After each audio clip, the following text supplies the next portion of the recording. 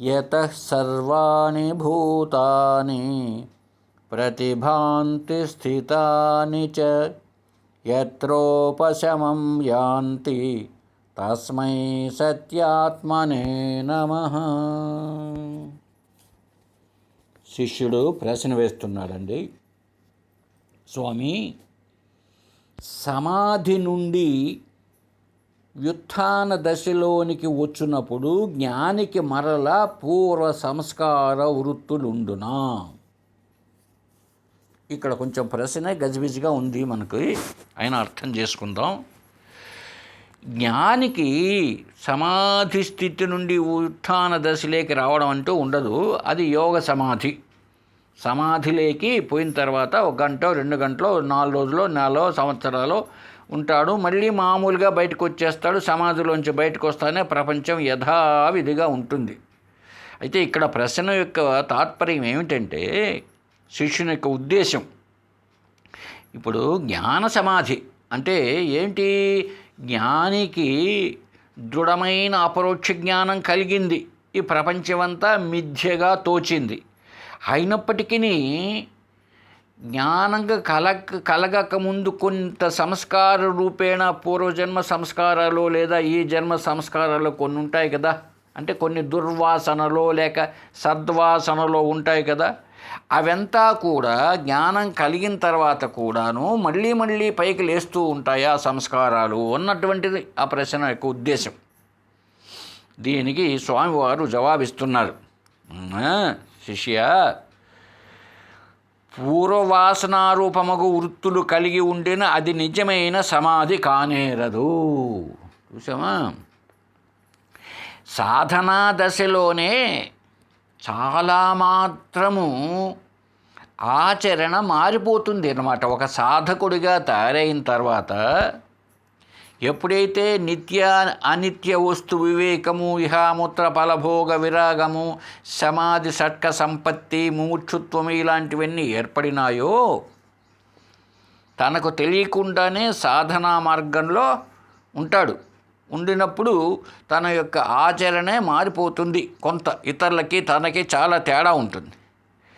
ఈ స్థితిలోనే, ఇది సాధనా స్థితిలోనే తన యొక్క జీవన విధానాన్ని మార్చుకున్నటువంటి వాడు జ్ఞానం పొందిన తర్వాత మళ్ళీ పూర్వవాసన కలిగినటువంటి వృత్తులు అంటే ఆలోచనలు, థాట్స్. సపోజ్ గతంలో అతడికి మాటికి టీ తాగే అలవాటు ఉంది అనుకుందాం.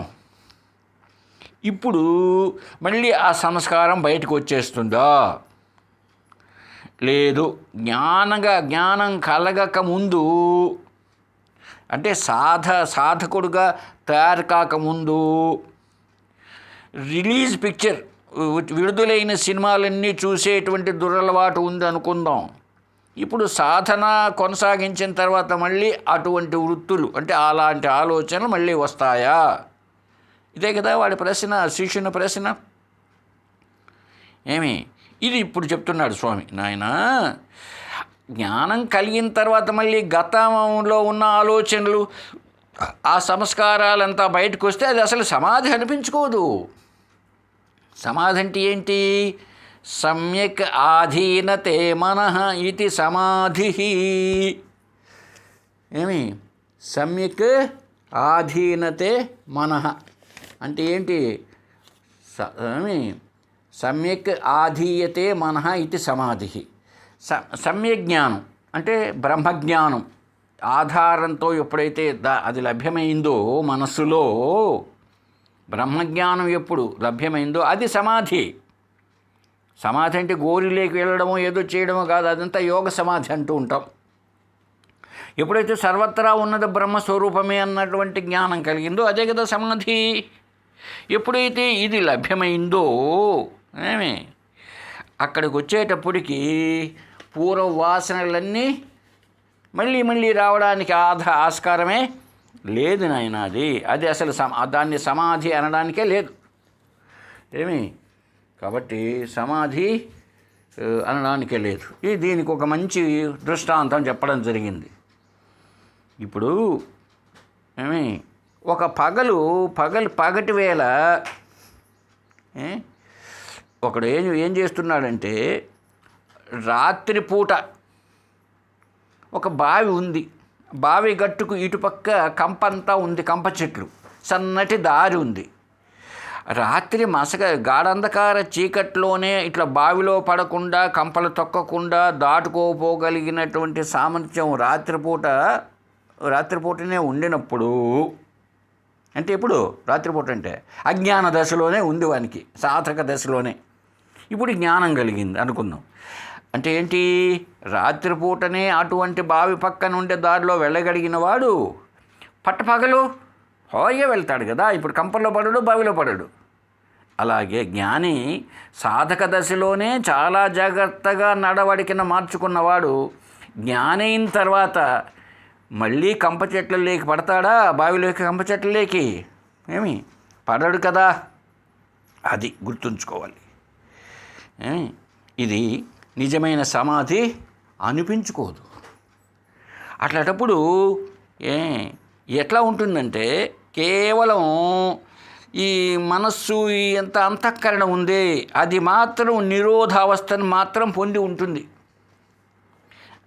దాన్ని మనం జ్ఞాన సమాధి అన్నప్పుడు అప్పుడు అదేమవుతుంది, యోగ సమాధి అవుతుంది, జ్ఞాన సమాధి కాదు. జ్ఞాన సమాధి అంటే ఎలాగా, సమాధి జనిత జ్ఞానాగ్ని సంస్కార సమూహమును భస్మం చేస్తుంది కదా. జ్ఞానాగ్ని దగ్ధ కర్మాణి అనే విషయం భగవద్గీతలో చదువుకోనున్నాం మనం. కాబట్టి నీ కర్మకాండ ఎంత ఉందో గతంలో దాన్నంతా జ్ఞానం కలుగుతానే కాల్చేశా. మరి అటువంటప్పుడు మళ్ళీ ఎక్కడి నుంచి వస్తుంది? అదే కదా చెప్పారు, గతంలో శ్లోకాల్లో చదువుకున్నాం మనం. ఇక్కడే శుష్క తృణము, బాగా ఎండిపోయినటువంటి గడ్డిని కాల్చేస్తుంది కదా. అలాంటిదే కదా ఈ సమాధి అంటే, ఈ సమమైనటువంటి బుద్ధి, ఆత్మబుద్ధి. కాబట్టి ఇది నువ్వు చెప్పినట్లుగా జ్ఞాన సమాధి కావడానికి ఆస్కారమే లేదు. కాకపోతే కొంతమంది యోగ సమాధి రూపంతో యోగ చిత్తవృత్తి నిరోధక అంటూ ఉంటామే, చిత్తవృత్తుల్ని నిరోధించేటటువంటి వాళ్ళు ఉంటారే, అట్లాంటి వాళ్ళు నిరోధించినంతసేపు అలా ఉంటుంది. మళ్ళీ బయటకు వస్తేనే ప్రపంచం యథాస్థితిగా ఉంటుంది.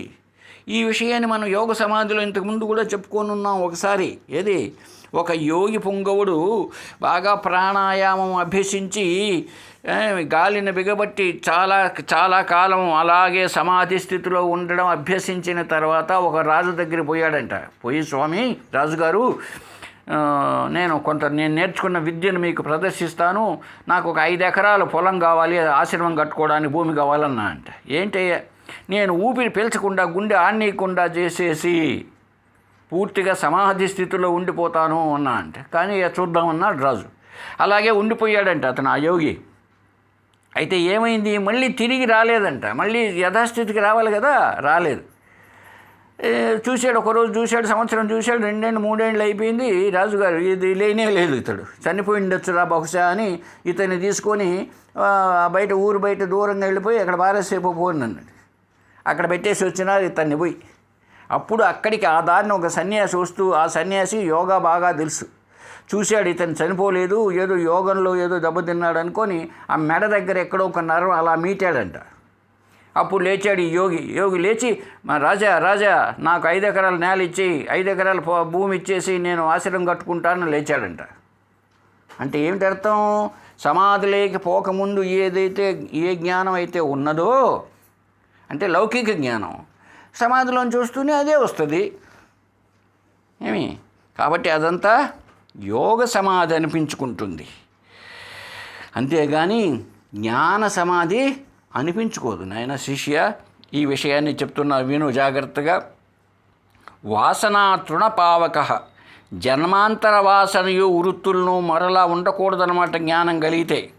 ఇప్పుడు మండేటువంటి హోమగుండంలో మనం సమితులు, ధాన్యాలు, నెయ్యి, సుగంధ ద్రవ్యాలన్నీ వేస్తాం. అన్నీ ఏమైపోతాయి, ఇప్పుడు అంతా కాలిపోతుంది, బూడిదైపోతుంది. అలాగే ఈ సమాధి అంటే అపరోక్ష జ్ఞానం కలుగుతానే జ్ఞానాగ్ని వచ్చేసింది కదా. ఇక్కడికి వచ్చేటప్పటికి ఆ శుభవాసనలు అయితేనేమి అశుభవాసనలు కూడా, అశుభవాసనలే కాదు శుభవాసనలు కూడా బంధమే. చూడండి మరి అని మంచివి కదండి శుభవాసనలు అంటే, మంచి కోరికలు మంచి కర్మలు మంచివే కదా అంటే కాదు కాదు. చెడు కర్మలు చెడు వాసనలు ఇనప సంఖ్యళ్ళైతే, శుభవాసనలు శుభకర్మలు బంగారు సంఖ్యళ్ళంట. ఏవైనా సంఖ్యళ్ళే, ఏమి బేడీలే కదా. కాబట్టి ఈ జ్ఞానాగ్ని ఎందు ఏమవుతాయి? శుభ అశుభ వాసనలు. అందుకోసం భగవద్గీతలో ఎక్కడో చెప్పబడిందండి భక్తి యోగంలో, శుభ అశుభ పరిత్యాగి భక్తిమాన్ మే సమే ప్రియ. చూడండి అక్కడికి వచ్చేటప్పటికి చాలా విచిత్రం అనిపిస్తుంది. నాయన శుభ అశుభ శుభకర్మలు కానీ అశుభ కర్మలను అన్నిటినీ వదిలిపెట్టేమంటున్నాడు కృష్ణుడు. మరి మనమేమో శుభకర్మలు మంచివి కదా అని పోతూ ఉంటాం. ఆ స్థాయిలో ఇవన్నీ ఏమైపోతాయంట? అన్నీ నశించిపోతాయి. అలాగే ఇంకా చెప్పాడండి, ఎప్పుడైతే ఈ జ్ఞానం బాగా స్థిరపడిందో, ఈ భ్రమర కీటక న్యాయం చెప్పారే శంకరులు, ఎప్పుడైతే ఆ భ్రమర కీటక న్యాయం మేరకి, అంటే ఏంటి, ఒక భ్రమరము ఒక చిన్న గూడు కట్టేసుకొని అక్కడ చిన్న దాన్ని ఏమంటాము కీటకాన్ని పెట్టిందంట. పెట్టి దాని చుట్టూ తిరుగుతూ వచ్చిందంట గీయని. తిరిగేటప్పటికి ఆ లోపల ఉన్నట్టు గూడు కట్టుకొని గూటి లోపల ఉన్నటువంటి ఆ కీటకం కూడా అది విని విని విని విని దానికి రెక్కలు వచ్చేసి గూడు పగలగొట్టుకొని బయటకు వచ్చేసిందంట. దీన్ని భ్రమర కీటక న్యాయం అంటారు. అంటే ఏంటి అర్థం? ఇలాగే సాధన చేసి చేసి చేసి ధ్యానం, జపము ధ్యానం లాంటివి చేసి చేసి ఆ లాస్ట్కు క్రిమి సాక్షాత్తు భ్రమరమైన రీతిగా ఈ జ్ఞాని అన్నిటినీ పోగొట్టుకొని, జీవత్వాన్ని పోగొట్టుకొని శుభ్రంగా బ్రహ్మస్వరూపాన్ని పొంది తీరుతాడు. కాబట్టి శిష్య, ఎవరికైతే ఈ సత్వాది గుణములతో ఉందో ఈ జీవత్వం అంతా కూడా నశిస్తుంది. జీవత్వం నశిస్తుంది. అయినా ఒక చిన్న విషయం చెప్తా, వింటావా? తమాషా ఏంటంటే, మనకు వచ్చేటప్పటికి మనం జ్ఞాని జ్ఞాని జ్ఞాని అనేటప్పటికి ఏమొస్తుందంటే, అతడు యొక్క జీవన స్థితి ఎలా ఉంటుంది, అతడి జీవన స్థితిలో ఏమైనా మార్పు వస్తుందా, ఈ కొమ్ములు వస్తాయా, లేకపోతే ఇవి వస్తాయా అవి వస్తాయా, ఇలాగే ఉంటామన్నమాట మనం. బట్ చూడండి, ఒక విషయం చెప్తున్నాడు జ్ఞాని యొక్క స్థితి. యోగ వాసిష్టంలో, యద్ కరోతి యదస్నాసి యద్ దదాతి జుహోతివా నా తత్జ్ఞస్య నా తత్రజ్ఞః మా కరోతువ. జ్ఞాని ఏమి చేసినా, ఏది తినినను, ఏది ఇచ్చినను, ఏది హోమము చేసినను అతనికి ఏమీ సంబంధం లేదు. వాటి యందు అతడు స్థితి కలిగి ఉండడు. ఆ కార్యములను చేసినను చేయకున్నను వాటితో సంబంధమే ఉండదంట, సంబంధరహితుడయ్యే ఉంటాడు. కాబట్టి జ్ఞానికి మళ్ళీ పాతకి రావడం ఏమిటి? మనం అనుకుంటూ ఉంటాం, అతని యొక్క మనోభావాలు మనకు అర్థం కావు. కాబట్టి ఇదే కదా శంకరులు చెప్తాడు. ఏమని చెప్పాడు? యోగరతోవా భోగరతోవా సంగరతోవా సంగవిహీన యస్య బ్రహ్మని రమతే చిత్తం నందతి నందతి నందత్యేవ. కాబట్టి యోగంలో ఉండని, భోగంలో ఉండని, సంఘంలో ఉండని, సంగత్వం అంటే అటాచ్మెంట్లో ఉండి, అటాచ్మెంట్ లేకుండా ఉండనిలే. అయితే యస్య బ్రహ్మని రమతే చిత్తం, ఎవడి మనస్సు అయితే పరబ్రహ్మలో రమిస్తూ ఉంటుందో అనే మాట వచ్చిందండి. కాబట్టి అక్కడ అదే మనస్సు బ్రహ్మలో నిలకడ కలిగి ఉండడమే సమాధి. సమాధి అంటే అదేదో వెళ్ళిపోయి యోగ సమాధిని పోల్చుకుంటున్నావు శిష్యాను. సమాధి అంటే అపరోక్ష జ్ఞానమే సమాధి. ఈ విషయంలోనే ఉపశమ ప్రకరణంలో వశిష్ఠుడు చెప్తున్నాడు శ్రీరామచంద్రుడికి, వ్యవహారే ప్రబుద్ధో యో వనే స్థిత ద్వావేతౌ సుసమౌ నూనం అసందేహం పదంగతౌ. శ్రీరామచంద్రుడికి చెప్పాడండి, రమా, వ్యవహారీ ప్రబుద్ధోయ, వ్యవహారంలో ఉండే జ్ఞానియు, అరణ్యంలో సమాధియుండు జ్ఞానియు, ఇరువురు సమానులే. వారి ఇరువురిని నిస్సందేహంగా పరమపదమును లేదా పరబ్రహ్మను పొందినవారే. అదండి ఆచరణ కాదు. గడ్డం పెంచుకొని, జుట్టు పెంచుకొని, లేదా గుండు గుండు కొట్టించుకొని, లేకపోతే కాషాయం పెట్టుకొని, గోచు బాధ పెట్టుకున్నవాడు జ్ఞాని అలా కాదు. జ్ఞాని అంటే ఏంటి అర్థం? ఆత్మజ్ఞానం పొందినవాడు అతడే బ్రహ్మవిత్ బ్రహ్మయేవ భవతి. బ్రహ్మను తెలుసుకున్నవాడే బ్రహ్మ, అంతేగాని వేషం వేసుకున్నవాడు కాదు. జటులో ముండీలుంచిత కేశ అని భజగోవిందంలో ఒకటి రాశాడు ఆయన. కాషాయంబర బహుకృత వేష అని. దాన్ని బట్టి అనుకోని నువ్వు వేసిన ప్రశ్న అలాగే ఉంది. అంతేగాని జ్ఞాని మళ్ళా పూర్వం ఉండేటువంటి సంస్కారం ఎలా వస్తుంది అనుకున్నాం? ఒక్కసారి అపరోక్ష జ్ఞానం కలిగితే. అయితే మనకు ఈ అభిప్రాయం ఉంది కాబట్టి జ్ఞానిగా ఉండేవాడి యొక్క జీవితం ఇలాగా ఉండాలని మనం భావిస్తూ ఉంటాం. అంతేగాని జ్ఞానిగా ఉండేవాడు అడక తినాలి, గోచిబాధ పెట్టుకొని రోడ్లు అంటే అడక తినాలి కాదు నాయన. ఇది ఎటువంటిది? రాజవిద్య రాజగుహ్య యోగం. ఒకసారి భగవద్గీతకి వెళితే చెప్తాడు కృష్ణుడు అర్జునుడితో, ఇది పూర్వము రాజులకు చెప్పానయ్యా నేను అన్నాడు. అడుక్క తినేవాళ్ళకో లేకపోతే పరిమాణులకు చెప్పింది కాదు, రాజులకు చెప్పాడంట ఆయన. అంటే ఏంటి అర్థం? అంతటి రాజుగారి కంటే కూడా వ్యవహారాల్లో మునిగి తేలేవాడు వేరేవాడు ఉండడు కదా. చూసారండి, ఇది జ్ఞాన మార్గం. ఇంకా కొనసాగిస్తున్నాడు. కాబట్టి ఇక్కడికి వచ్చేటప్పటికి మళ్ళీ ప్రశ్న వేశాడండి శిష్యుడు. స్వామి, బాగానే ఉంది, మీరు చెప్పేది అర్థమవుతోంది నాకు. అయితే ఈ ముక్తి దశ అంటున్నాం కదా, మోక్షం అంటే ఏంది? సత్చిత్ ఆనంద స్వరూపంలో ఉండడమే కదా. ఆత్యంతక దుఃఖ నివృత్తి పరమానంద ప్రాప్తి కదా ముక్తి అంటే. పరమానంద ప్రాప్తి కదా. మరి జీవుడు ఎలా ఉంటాడు అప్పుడు? ఆనందమయుడుగా ఉంటాడు కదా జ్ఞానంగా ముక్తి కలిగితే.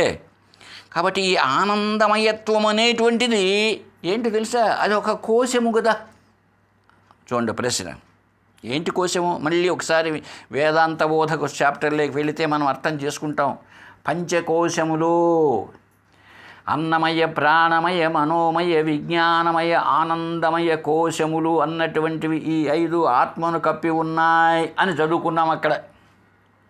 ఆ ప్రశ్న వేస్తున్నాడు ఇప్పుడు శిష్యుడు. స్వామి, ఈ ఆనందముగా ఉండడం అన్నటువంటిది ఆత్మ పైన ఒక కోశము కదా, ఒక దుప్పటి కదా, ఇది కప్పుకొని ఉండే దుప్పటి లాంటిది కదా. మరి అప్పుడు అది ఏమవుతుంది? ఆ కోశము మిగిలిన అన్నమయ ప్రాణమయ లాంటిదే అయిపోయా. మరి ఎట్లయితే పొట్టు ఉంది, ఒక ధాన్యానికి పొట్టు కప్పి ఉంది, ఆ పొట్టు ఉన్నంత వరకు మళ్ళీ దాన్ని దంచాల్సిందే కదా, లేకపోతే బియ్యం ఎలా వస్తాయి? ఆ పొట్టు లాంటిదే కదా కోశములు అంటే, కప్పి ఉండేటివే కదా. ఇప్పుడు ముక్తిని పొందాడు అంటే మీరు ఏం చెప్తున్నారు? ఆనందమే ఆనందం రానైనా బ్రహ్మానందం అంటున్నారు. బ్రహ్మానందము ఆనందమయం అనేది కోశమైపోయా. కోశముగా ఎప్పుడైతే ఉంటుందో మరి జీవుడు కూడా మరలా జన్మకు రావాల్సిందా లేదా? కోశము అనేటప్పటికీ పంచకోశాతీతుడు కదా ఆత్మ, పంచకోశములకు అతీతుడు కదా. మరి ఇప్పుడు కోశము ఆనందమయ్యే కోశం ఉందా లేదా అనేటువంటి ప్రశ్న వేశాడండి. దీనికి సమాధానం ఇస్తున్నాడు మలయాళ స్వామివారు. నాయన, ఈ ఆత్మ అన్నమయాది పంచకోశములన్నీ ఉన్నాయి, అలాంటిది కాదు. అసలు స్వరూపమే ఆనందం. ఒకటేదో లభ్యమై మోద ప్రమోదాలు అని చెప్పుకుంటే ఆనందం, వస్తువుల ద్వారా వచ్చేదైతే అది ఆనందమయ కోశం అవుతుంది. అలా కాదు, స్వరూపమే. ఈ ఆనందమయ కోశం అయితే ఎలా ఉంటుందో తెలుసా? దేన్ని ఆనందమయ కోశం అంటున్నాం? మళ్ళీ ఒకసారి చెప్తాను. అన్నమయ కోశము అంటే ఈ ఆహారంతో ఉండేటువంటి ఈ స్థూలమయ శరీరం ఉంది, స్థూలంగా, ఇదే అన్నమయ కోశం. ప్రాణమయ కోశము ఇది ఒక దుప్పటి. అంటే ఏమిటి ప్రాణమయ కోశము? కర్మేంద్రియాలు ప్లస్ పంచప్రాణములు ఇదొక కోశము. మనోమయ కోశము జ్ఞానేంద్రియాలు ప్లస్ మనస్సు కలిస్తే ఇది మనోమయ కోశము. విజ్ఞానమయ కోశం బుద్ధి ప్లస్ జ్ఞానేంద్రియాలు, ఇది విజ్ఞానమయ కోశము. ఆనందంగా నిద్రపోయినానంటున్నాడే అక్కడ. అది ఆనందం వచ్చి స్వరూపానందం కాదు అది. మరి ఎటువంటి ఆనందం తెలుసునా? అజ్ఞానంతో కూడిన ఆనందం. అది ఆనందమయ కోశం.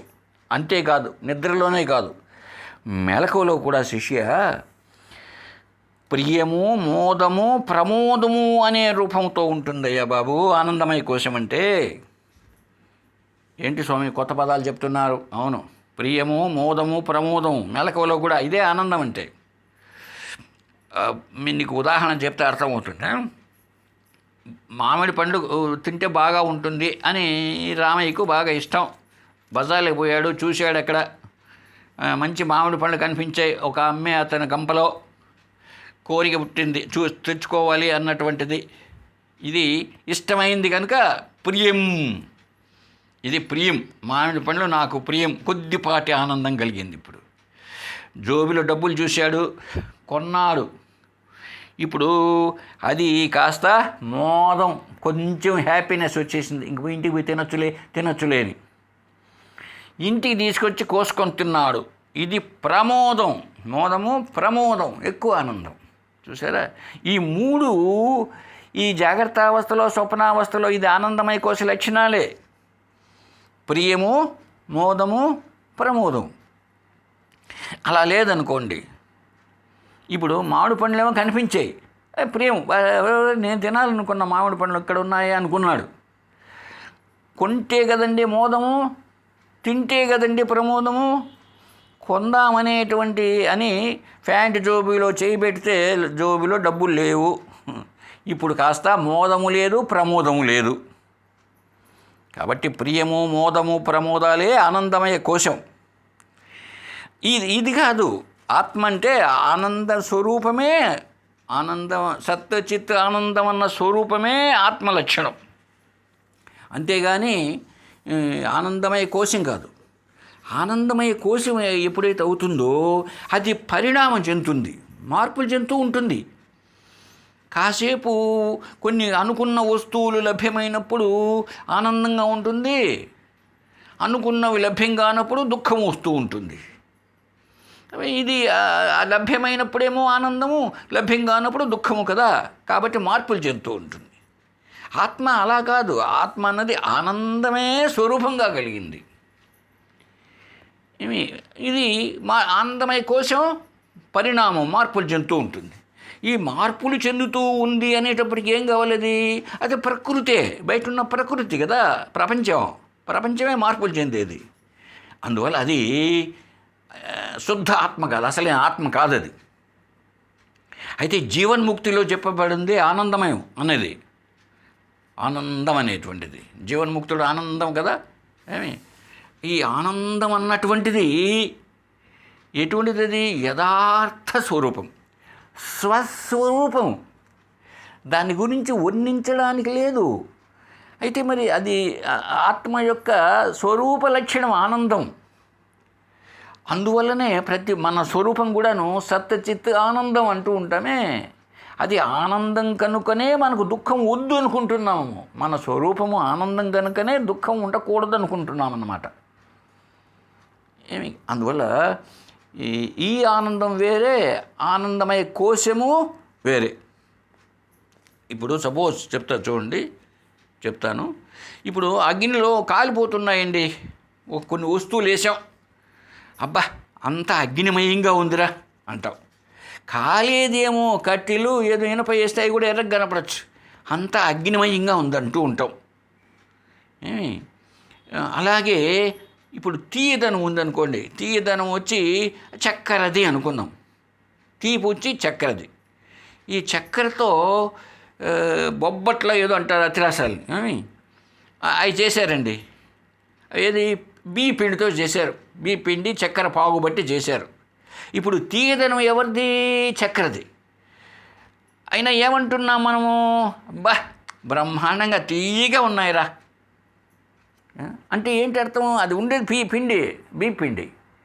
అలాగా అర్థం కావడానికి చెప్పుకుండే, అంతేగాని ఆనందమయం అన్నది అంతా ఆత్మ లక్షణం కాదది, ఆనందమయము కాదు, ఆనందమే స్వరూపంగా కలిగింది నాయన అని చెప్పేసి శిష్యుడికి చెప్పడం జరిగింది. అలాగే మళ్ళీ ఇంకొక ప్రశ్న వేశాడండి శిష్యుడు. స్వామి, జీవన్ముక్తి పొందాడండి, అయితే ఏం చెప్తున్నారు తెలుసా, ఇంకా మీరు ప్రారబ్ధం మాత్రం మిగిలింది, 3 కర్మలు, సంచితము, ఆగామి, ప్రారబ్ధము. సంచితము అంటే గత జన్మలో చేసిన కర్మలంతా అన్నింటినీ కూడబెట్టుకోనున్నామే, దాన్ని సంచితం అన్నాం. ఆ సంచితంలో నుంచి ఈ జన్మలో పరిపక్వమునకు వచ్చి ఫలితాన్ని ఇస్తూ ఉంటాయి కొన్ని కర్మలు, వాటిని ప్రారబ్ధం అంటున్నాం. ఆ ప్రారబ్ధాన్ని అనుభవిస్తూ ఆ సంచితంలో కొన్ని మిగిలి ఉంటాయి రాబోయే కాలానికి, లేదా ఇప్పుడు అనుభవిస్తూ ఇప్పుడు మళ్ళీ కొన్ని చేస్తూ ఉంటాం. వీటిల్ని రాబోయే కర్మలు అంటే ఆగామి కర్మలు అంటూ ఉంటాం. ఇవి త్రివిధ కర్మలు. వీటిని గురించి మనం వేదాంత బోధలో చాలా బాగా చెప్పుకున్నాం. మీరు ఒకసారి మళ్ళీ వెనక్కి వెళ్ళండి. ఏం స్వామి, ఈ జీవన్ముక్తిని పొందాడు, బాగానే దృఢపడింది జ్ఞానం, సమాధి స్థితి, జ్ఞాన సమాధిని పొందాడు, అంతా అయిపోయింది కదా, ఇక ప్రారబ్ధ కర్మ మాత్రం మిగిలి ఉంటుంది. శంకరులు కూడా చెప్పారు కదా, ప్రారబ్ధం భోగతో నసీత్, ప్రారబ్ధం అనుభవిస్తే పోతుంది అంటున్నారు కదండి. జ్ఞానికి ప్రారబ్ధం కూడా మిగిలి ఉండడం నిజమా? అట్లా అయితే ఏం చెప్పారు తెలుసా, ఇంతకుముందు మీరు జ్ఞానాగ్ని దగ్ధ కర్మ అని అన్నారు. జ్ఞానం అనే అగ్ని కాల్చేస్తుందని. ఇప్పుడు కొన్ని మనం వడ్ల గింజలో లేకపోతే ఏదో బీపి గింజలో మంటలు వేసామనుకో, కొన్ని కాలి కొన్ని కాలకుండా మిగిలిపోయినట్లా. కాబట్టి కొన్ని కర్మలు కాలిపోయి ఈ ప్రారంభ కర్మ అనేది కాలకుండా ఉందా? ఏం స్వామి అంత గజిబిజిగా ఉంది మీరు చెప్పింది. అందువల్ల జ్ఞానికి ప్రారంధం ఉన్నదా లేదా, ఈ విషయం నాకు తెలియజెప్పండి స్వామి అని అడిగాడండి. ఇది స్వామి చెప్తున్నారు, ఆయన ప్రారబ్ధం అనుభవించే తీరాలి అని శాస్త్రాలు కొన్ని చెప్తున్నాయి. ఏమి కొన్ని శాస్త్రాల్లో చెప్తున్నాయి. అయితే ఈ ప్రారబ్ధం అనేది ఎందుకు దాన్ని అక్కడ అంగీకరించి తీరాలి, ప్రారబ్ధం ఉంది అని ఎందుకు అంగీకరించి తీరాలి అంటే, చాలామంది యొక్క మనకు అనుభవంలో ఉంటూ ఉంది.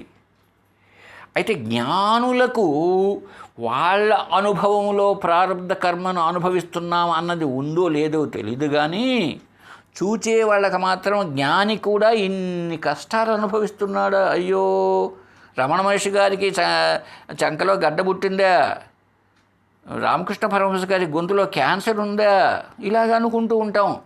మలయాళ స్వామి గారికి రాయవేలులో చెవు ఆపరేషన్ జరిగిందా, విద్యానంద స్వామివారికి అపోలో హాస్పిటల్ మెడ్రాస్లో స్ప్లీన్ ఆపరేషన్ జరిగిందా, చూడండి ఇవన్నీ. అందువల్ల ప్రారబ్ధ కర్మానుభవం అన్నది అంగీకరించినంత మాత్రంతో దోషమేమి లేదు.